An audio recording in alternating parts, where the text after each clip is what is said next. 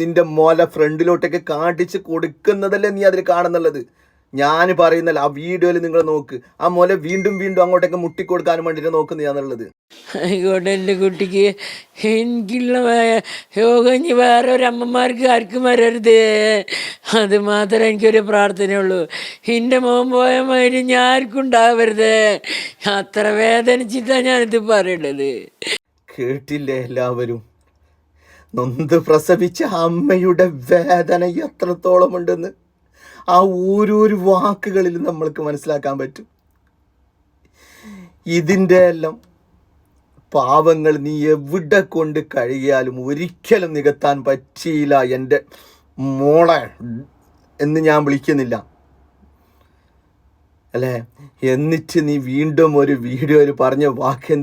പിന്നെ ഇതൊരു വ്യൂസിന് വേണ്ടിയിട്ടുള്ള വീഡിയോ അല്ല കേട്ടോ, ഒരു ഗുരുതരമായിട്ടുള്ള മാനസിക സാമൂഹിക പ്രശ്നത്തിൻ്റെ വിശദീകരണമാണ്. ഇന്നലെ ഞാനൊരു പബ്ലിക് ബസ്സിൽ നിന്നുള്ളൊരു വീഡിയോ ഷെയർ ചെയ്ത്. എന്താണെന്ന് വെച്ച് കഴിഞ്ഞാൽ, ഒരാൾ മനഃപൂർവ്വം എൻ്റെ ശരീരത്തിൽ സ്പർശിക്കുന്ന ഒരു വീഡിയോ. അതൊരു ആക്സിഡൻ്റ് അല്ല, ഒരു മിസ്അണ്ടർസ്റ്റാൻഡിങ്ങും അല്ല. ഇത് മേജർ സൈക്കോളജിക്കൽ ഇഷ്യൂവും സെക്ഷൽ ബൗണ്ടറി വയലേഷനുമാണ്. അതായത് കൺസെൻ്റ് ഇല്ലാതെ ഒരു മനുഷ്യൻ്റെ ശരീരത്തിൽ തൊടാൻ ആർക്കാ അവകാശമുള്ളത്? മുട്ടാനും വേണ്ടിയിട്ട് നിന്റെ മോലെ ഫ്രണ്ടിലോട്ടൊക്കെ കാണിച്ച് കൊടുക്കുന്നതല്ലേ നീ അതിൽ കാണുന്നുള്ളത്. ഞാൻ പറയുന്നല്ല, ആ വീഡിയോയിൽ നിങ്ങൾ നോക്ക്. ആ മോലെ വീണ്ടും വീണ്ടും അങ്ങോട്ടൊക്കെ മുട്ടിക്കൊടുക്കാനും വേണ്ടിയിട്ട് നോക്കുന്നതാണുള്ളത്. അവൻ്റെ സുഹൃത്തുക്കൾ, ആ മരണപ്പെട്ട സഹോദരൻ്റെ സുഹൃത്തുക്കൾ പറയുന്നതാണ് അവൻ അങ്ങനെയുള്ള ഒരു കാര്യവും ചെയ്യാത്തവനാണെന്ന്. അവർക്ക് പൂർണ്ണ വിശ്വാസമുണ്ട് അവൻ ഒരു കാര്യവും ചെയ്യാത്തവനാണ്. മോൻ്റെ ക്രോസ് ബെൽറ്റാണ് ഇവനൊക്കെ അങ്ങനെ ഇതായിരുന്നില്ല. നാല് പ്രശ്നം ഒരു വേണ്ടാതിരത്തിലേക്ക് പോണു, ഒരു അനാവശ്യത്തിലേക്ക് പോണ ഒരാളല്ല. ഓനങ്ങനെ ഒരു സാഹചര്യത്തിൽ കണ്ടു പറഞ്ഞപ്പോ സഹിക്കാൻ പറ്റുന്നില്ല. മോൻ അങ്ങനെ വളർത്തണ, എവിടെ പോയാലും ഫോണിൽ കൂടെ മമ്മി എന്തുണ്ട് ഏതുണ്ട്, പപ്പ ഷോപ്പിൽ പോയാൽ മമ്മി ഒറ്റയ്ക്കാണെങ്കിൽ അടുത്ത വീട്ടിൽ വരെ പോയി കാണാം, ഒറ്റയ്ക്ക് ഇരിക്കണ്ട, അല്ലെങ്കിൽ അമ്പലത്തിൽ പോയി ഇരിക്കുന്ന അറിയും. അങ്ങനെ പറയണം. ഇതാ നേരെ വൈകിട്ടുണ്ടെങ്കിൽ അപ്പം പറയും, അപ്പം മമ്മിയും ഞാൻ പോരും, എന്നിട്ട് വന്നിട്ട് വണ്ടി എടുത്ത് കൊണ്ടുപോയ അങ്ങനെ വളർത്തണത്തേക്ക്. ഇന്ന് എന്നെ പിടിച്ചോ, എൻ്റെ മോലെ പിടിച്ചോ, എൻ്റെ മോലെ തട്ടിക്കോ എന്ന് പറഞ്ഞിട്ട് വരുമ്പോൾ ആരും തട്ടാതിരിക്കോ? എത്ര വലിയ മനുഷ്യനായാലും നീ ആ വീഡിയോയിൽ കാണിച്ചു കൊടുക്കുന്നത് നീ കാണും എല്ലാവർക്കും. ഞാൻ പറയുന്നത് കൂടുതലായിപ്പോന്ന്, എന്നിരുന്നാലും എന്നോട് ക്ഷമിക്കണം. എൻ്റെ പെങ്ങന്മാരെ, നിങ്ങൾക്ക് ബസ്സിൽ നിന്നോ മറ്റുള്ളവർക്കൊന്നോ വല്ല അനുഭവങ്ങളും ഉണ്ടായിട്ടുണ്ടെങ്കിൽ നിങ്ങൾ പ്രതികരിക്കേണ്ടത് എവിടെയായിരുന്നു എന്നറിയോ? ജസ്റ്റ് ഒരു വീഡിയോ എടുത്തിട്ടായിട്ട് അത് അപ്ലോഡ് ചെയ്തിട്ട് ജനങ്ങളിലേക്ക് എത്തിക്കേണ്ടതല്ല. നിങ്ങൾ ആ ബസ്സിൽ ഒരുപാട് യാത്രക്കാരുണ്ടായിരുന്നു.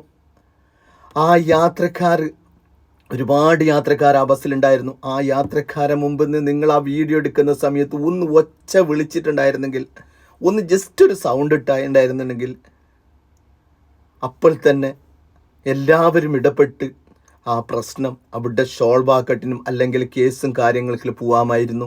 എന്തുകൊണ്ട് നിങ്ങളത് ചെയ്തില്ല? നിങ്ങൾക്ക് റീച്ചിന് വേണ്ടിയിട്ടല്ലാതെ നിങ്ങൾ പറയുന്നത്. ഇത് റീച്ചിന് വേണ്ടിയിട്ട് അല്ലെങ്കിൽ നിങ്ങൾ എന്തുകൊണ്ട് നിങ്ങൾ ഈ സംഭവം കഴിഞ്ഞിട്ട് ആ സഹോദരൻ പുറത്ത് പോയതിന് ശേഷമാണ് നിങ്ങൾ ഈ വീഡിയോ അപ്ലോഡ് ചെയ്യുന്നുള്ളത്.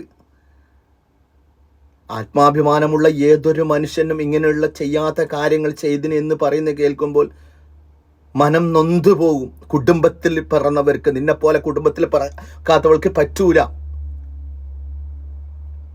എൻ്റെ സഹോദരിമാരെ, നിങ്ങൾക്ക് എവിടെയെങ്കിലും വല്ല അനുഭവങ്ങളും ഉണ്ടെങ്കിൽ നിങ്ങൾ ആ സമയത്ത് തന്നെ ജനങ്ങളെ അറിയിക്കേണ്ടതാണ്. നമ്മുടെ നാട്ടിലുള്ള പ്രൈവറ്റ് ബസ്സാണെങ്കിലും KSRTC ബസ്സാണെങ്കിലും ഇന്ന് യാത്ര ചെയ്യുമ്പോൾ ഒരുപാട് സ്പീഡിൽ പോകുമ്പോൾ അങ്ങോട്ടും ഇങ്ങോട്ടേക്കും ആടി ഉലഞ്ഞു പോകുന്ന ഒരു സംഭവം കാണുന്നുണ്ട്. അപ്പോൾ ചില ആളുകൾ ചിലപ്പോൾ തട്ടിപ്പോകാം. ആ തട്ടിപ്പോകുന്ന സമയത്ത് നിങ്ങൾ ജസ്റ്റ് വീഡിയോ എടുത്തിട്ടായിട്ട് എന്നെ അവന് പിടിച്ച്, എന്നെ ഇവിടെ പിടിച്ച് എന്ന് പറയുന്നതിനാകാട്ടി നല്ലത് നിങ്ങൾ നേരെയുള്ളൊരു വ്യക്തിയാണെങ്കിൽ നിങ്ങൾ നിലവിളിക്കണമായിരുന്നു. അപ്പോൾ ആ ബസ്സിലുള്ള ആളുകൾ കേട്ട് എന്താണ് പ്രശ്നമെന്ന് നിങ്ങളോട് ചോദിക്കണമായിരുന്നു. നിങ്ങൾ റീച്ചിനും വേണ്ടിയിട്ട് 4 റീച്ചിനും വേണ്ടിയിട്ട് നിങ്ങൾ ചെയ്ത ഒരു ജീവൻ്റെ വിലയാണ് നിങ്ങൾ ചെയ്തത്. ആ ജീവൻ്റെ വില എന്താണെന്ന് അറിയണമെങ്കിൽ ആ വീട്ടിൽ നിങ്ങൾ ചെന്ന് നോക്കണം. നിലവിളിക്കുന്നത് നിങ്ങൾ കാണുന്നില്ലേ? ഒരുപാട് അവരുടെ സുഹൃത്തുക്കൾ പോലും പൊട്ടി പൊട്ടി പൊട്ടി കരയുകയാണ്. എന്തുകൊണ്ടെന്നറിയോ? ആ മനുഷ്യൻ നല്ലവനായത് കൊണ്ടായിരിക്കാം, അല്ലേ? കയ്യിൽ ഒരു ഫോണും സംസാരിക്കാനുള്ള നാവുമുണ്ടെങ്കിലുണ്ടല്ലോ, ഏതൊരു മനുഷ്യനെയും ഇല്ലായ്മ ചെയ്യാന്നുള്ള ഏറ്റവും വലിയൊരു തെളിവാണ് നിങ്ങളിവിടെ കാണിച്ചു തന്നത്. ഇതിൻ്റെ പാവങ്ങൾ നിങ്ങൾ എവിടെ കളയും? ഒരു ജീവനെയാണ് നിങ്ങൾ നഷ്ടപ്പെടുത്തിയത്. നിങ്ങൾ പറയുന്നത് ഇപ്പം ഞാൻ കൂടുതലെന്നായി പറ്റിയിട്ട് ഒന്നും പറയുന്നില്ല. ആ സഹോദരങ്ങൾ കരയുന്ന വാക്കുകൾ കാണുമ്പോൾ ഇല്ലേ, നെഞ്ച് പൊട്ടിപ്പോന്ന്. എന്താണ് സുഹൃത്തുക്കളെ, ആണുങ്ങൾക്ക് ഒരു നിയമവുമില്ലേ? ഒരു പെണ്ണ് ഒരു വീഡിയോ എടുത്തിട്ട് ജസ്റ്റ് പോസ്റ്റ് ചെയ്താൽ അതിനെ പറ്റിയിട്ട് അന്വേഷിക്കാനും ഒരുപാട് നിയമപാലകന്മാരുണ്ടാകുന്നു. ആണ് എന്ത് തെറ്റ് ചെയ്തിരുന്നോ എന്ത് ചെയ്തിരുന്നോ ഒന്നും നോക്കുന്നില്ല. അവനെ പിടിച്ചിട്ട് അകത്തിടാനും വേണ്ടിയിട്ടാണ് ആളുകൾ നോക്കുന്നുള്ളത്. ഇപ്പം നിങ്ങൾ കണ്ടില്ലേ, ഒരു കുടുംബം പോറ്റാനും വേണ്ടിച്ച് വീട്ടിൽ നിന്ന് എണീറ്റ് ജോലി ചെയ്ത് കഷ്ടപ്പെട്ടിട്ട് ആ ജോലിൻ്റെ ക്ഷീണങ്ങൾ കൊണ്ട് തിരിച്ചു വരുമ്പോൾ ബസ്സിൽ ചില സമയത്ത് സീറ്റ് ഉണ്ടാകുന്നില്ല. നിന്നിട്ടാകുമ്പോൾ ആ ക്ഷീണം കൊണ്ട് ചിലപ്പോൾ അങ്ങോട്ടും ഇങ്ങോട്ടും ഒന്ന് ആടി ഉലഞ്ഞു പോവും, ചിലപ്പോൾ തട്ടിപ്പോവും. ആ സമയത്തായിരിക്കാം നിങ്ങളുടെ ഈ വീഡിയോ എടുത്തിട്ട് കോപ്രായം കാണിക്കുന്നത്. നിങ്ങൾ ആ കോപ്രായം കാണിക്കുന്നത് കൊണ്ടുണ്ടല്ലോ ഒരു ജീവൻ നഷ്ടപ്പെട്ട് ആര് നിങ്ങൾക്ക് മാപ്പ് നൽകുന്നത്? പടച്ചവൻ ഒരിക്കലും മാപ്പ് നൽകൂല നിങ്ങൾക്ക് ഇങ്ങനെയുള്ള ഈ തെറ്റുകൾ ചെയ്തതിൽ.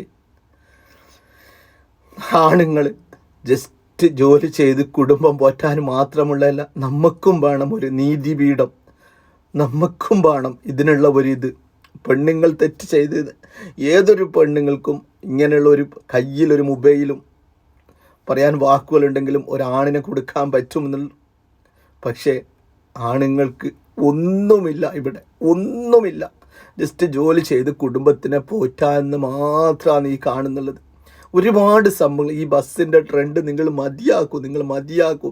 ഇനി ഒരാളെ നിങ്ങൾ കൊലക്ക് കൊടുക്കരുത്. എൻ്റെ പ്രിയപ്പെട്ട എൻ്റെ സഹോദരിമാരെ, നിങ്ങൾ ഇനിയൊരു ആളെ കൊലക്ക് കൊടുക്കരുത്.